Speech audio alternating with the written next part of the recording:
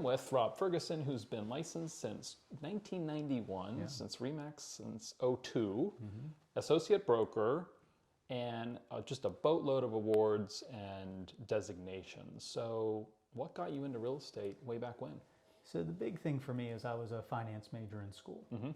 And I really looked at it back then as saying, you know, I really had a couple of different options. I could either go into the stock market, or I could go into the real estate market. And I really liked the real estate aspect of investing because you could see it, you could touch it. If everything went to zero, you could use it. Right. So that was great that you could use it. And then one of the jokes I have is that time makes a real estate genius out of all of us. It's so true. So if you hold something for long enough, you can be proven correct. Right. And so I like that aspect of the long-term play. Yeah, I was at a real estate conference a couple weeks ago, and somebody said the worst deal she ever did was the one she didn't buy. I believe that. You know, if you've got 30 years, even if you make a mistake, like you were saying, in 30 years, the mistake makes you look good. Yes, and luckily I've learned that. Yeah. and I try my best to make the deals now. Right. Good. So what do you like best about real estate? I think the variety of every day. You know, every day is different. Now, one thing I do try to do is I try to wake up every day and say, this is my job. I've been doing this for 30 years. So I structure my day. Okay. It's work. Right? Yes. So, but every day brings different challenges. Every day is completely different. Every day I'm out of the office a lot, which is great. And every day I get to deal with different challenges that people have. And everybody's different. And everybody has different needs, different challenges that we're trying to solve. Talk to me a little bit more about that structure, because that's so important in being successful as a top producer, I think. Yeah, I think, you know, one thing I see a lot in our industry is that people are so involved with the things that don't matter. And so I structure my day where I get up in the morning. The first thing I do is I read the paper. And then I work out. And I shower, change. I get in clothes and I go to work. And my work day, and you know this isn't true, is from 9 to 5. It never ends at 5. You know, it always goes, you know, until late into the evening. But I look at it as that's my time to work. And my family knows that too. And that's how it's set up. And I think that structure helps be successful. Okay, very good. So what motivates you? You've been in business a long time. You said you get up every day, you go to work. What's still the big why or the motivation? You know, people have asked me the big why, and that wasn't something that we really had when I grew up. And so I'd say today, the big thing that motivates me is that I still have this burning desire to be successful.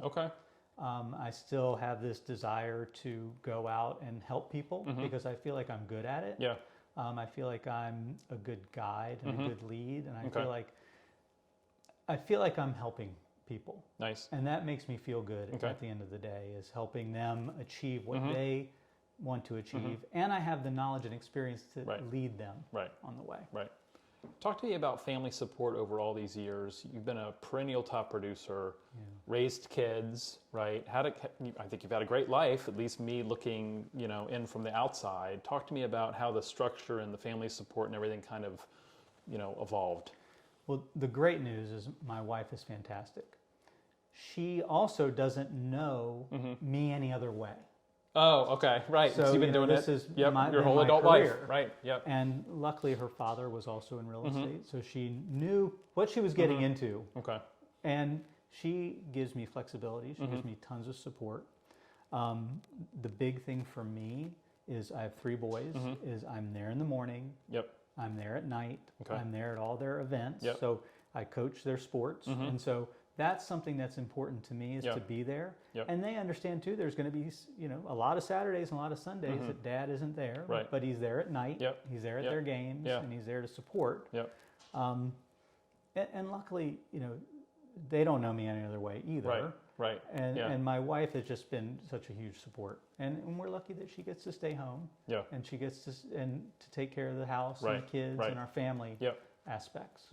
It's huge. Talk to me about your team and the family atmosphere of the team, because for as long as I've known you, it's been a family deal.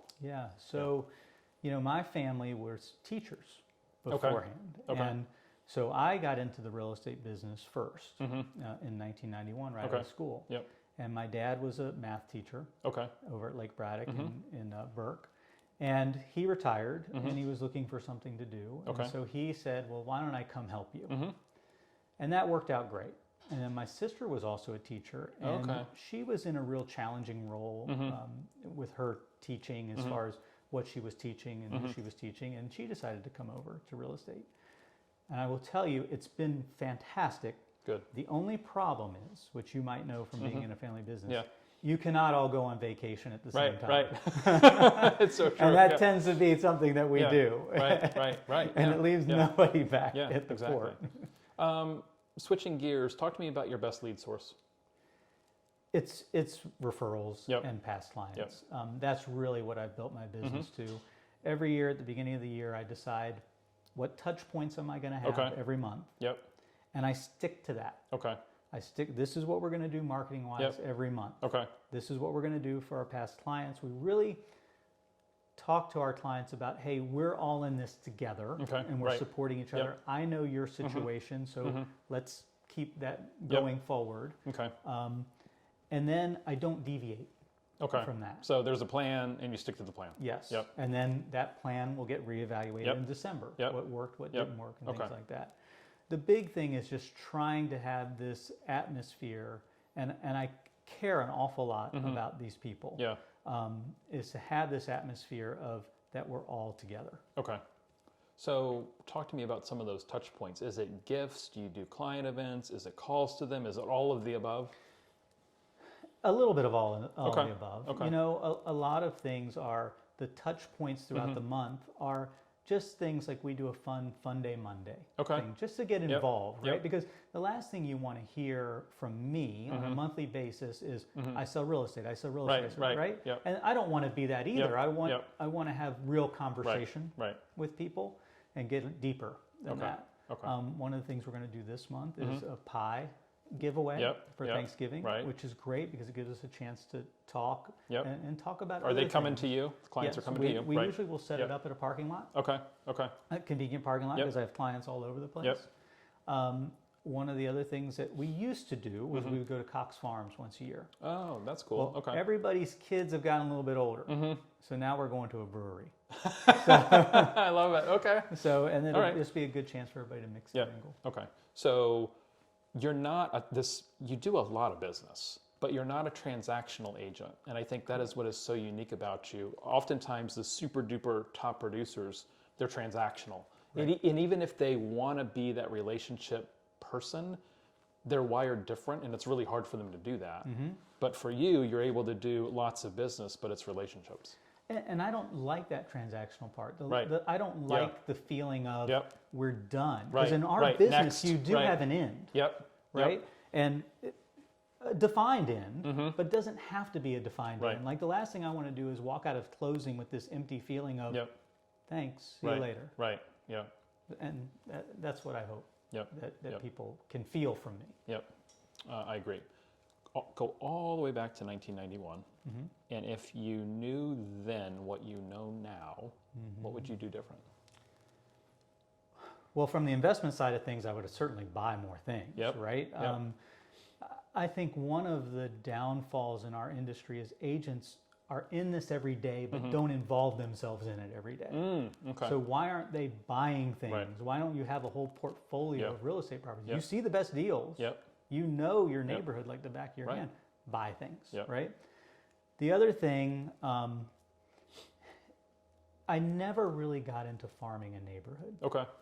And I think part of that was because I started so young that I didn't have a neighborhood to farm. And by the time I got into my business more, I was more farming my clients than I was farming a neighborhood.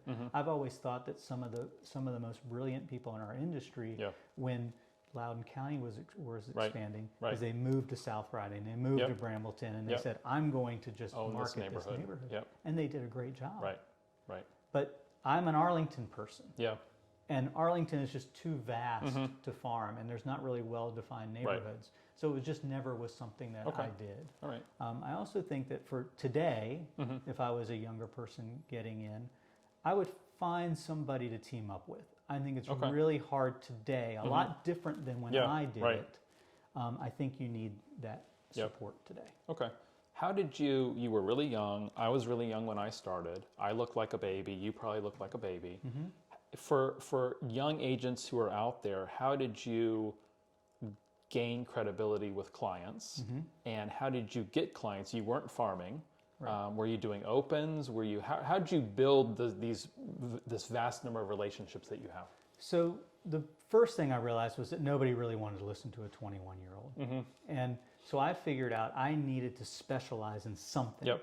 and be so good at that that I had to be the resource for Okay. people. Yep. So back then there were a lot of HUD foreclosures, a lot of VA foreclosures, Fannie Mae. So I got into that. Okay. And back then we held the keys for the information. Right. So all that information was in the Washington Post, Yep. or Washington Times at the time. And I would get up early Friday morning and reproduce that list on Okay. something, and I would mail it out. All right. And we would put it in the Washington Post, Yeah.